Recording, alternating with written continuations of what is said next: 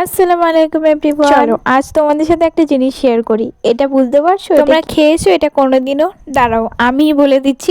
এটা হচ্ছে কি যে তালের আটি, যেটা তো এই আটিটার একটা ফল হয় ভেতরে, তো সেটা আমাদের এখানে এটাকে বলে কল আটি। তোমাদের ওখানে কি বলে আমি জানি না, তবে কমেন্ট করে অবশ্যই জানাতে পারো আমাকে। এটা এভাবেই কিন্তু কেটে চামচি করে ছাড়াই। দেখো আমার মা কিভাবে কাটছে। বেসিক্যালি এটা আমি কাটতে আমার মাও পারে না, আমিও পারিনি, এটা শুধুমাত্র বাপি পারে। বাট যদিও বা এখন তো বাপি নেই, তাই মাই দেখো চেষ্টা করছে, নাহলে তো এগুলো খারাপ হয়ে যাবে। কথা বলতে এগুলো খেতে কিন্তু ভীষণ ভালো হয়, মানে টেস্ট একটা আলাদাই, ভীষণ ভালো লাগে আমার এটা খেতে। তোমাদের কার কার খেতে ভালো লাগে কমেন্ট অবশ্যই জানিও। দেখো মা আমাকে একটা তুলে দিল, তাই আমি এখন টেস্ট করে বলছি কেমন। ভীষণ সুন্দর খেতে। আজকে আমি বিকেলে ভিডিওটা শুরু করেছিলাম এই কলাটিটা কাটা বা দেখানোর জন্য, তারপরে ভাবলাম চলো আর একটু ঘুরিয়ে তোমাদের দেখাই। এখানে আমাদের ছাগলগুলোকে মা খেতে দিয়েছিল, তাই তারা দেখো মারপিট ঝগড়া করে খাচ্ছিল।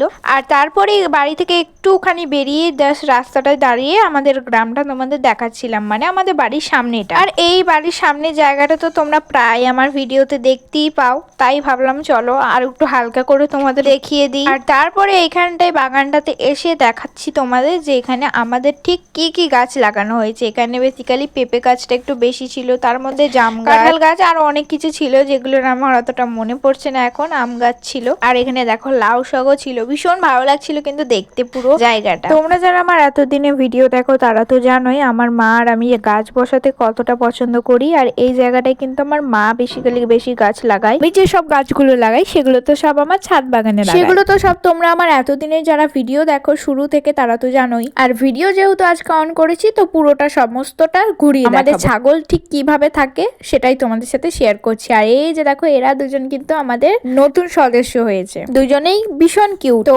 এখানেই আমাদের ছাগলগুলো থাকে, তো মা এখানে সব প্রস্তুতি নিচ্ছিল এদেরকে রাখার জন্য।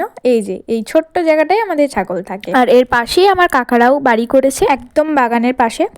আর তারপরে ওখানটা থেকে রাস্তাটা এরকম, আর সামনেই একটা ওকেশন আছে, তাই দেখো নেলস গুলো বড় করছিলাম। যাই হোক আমার একটা দাদার বিয়েতে নেলস বড় করেছে, আমার সাথে কি ক্ষতি হয়েছিল সেটা আই থিঙ্ক তোমরা আমার আগে একদম পুরোনো যারা ভিডিও দেখো তারা অবশ্যই ওই ব্লগটা দেখেই ফেলেছো। তারপরে আমাদের বাড়ির সামনেটা হচ্ছে এরকম, and this is my home. আমি জানি অতটাও সুন্দর নয়, বাট তবুও আমার কাছে তো অনেক সুন্দর। আর তারপরে আমি একটু বিকেল বেলাটাই যখনই ফাঁকা পাই একটু হাঁটতে চলে আসি নিজেকে ফিট অ্যান্ড ফাইন রাখার জন্য। এদিকে রাস্তা থেকে দেখো আমাদের ছাগল যেখানে থাকে সেই জায়গাটাও দেখা যাচ্ছে, আর এই দিকটা হচ্ছে পুরোটা বাগান। আর একটা জিনিস না দেখালেই নয়, এই যে এনাকে তোমরা দেখতেই পাচ্ছ, ইনি হচ্ছেন আমাদের গ্রামের সিকিউরিটি গার্ড। মানে ভাবতে পারছো আমাদের গ্রামেও সিকিউরিটি গার্ড থাকে। আচ্ছা তোমাদের গ্রামে এরকম কেউ কোনো সিকিউরিটি গার্ড আছে নাকি কমেন্টে অবশ্যই জানিও।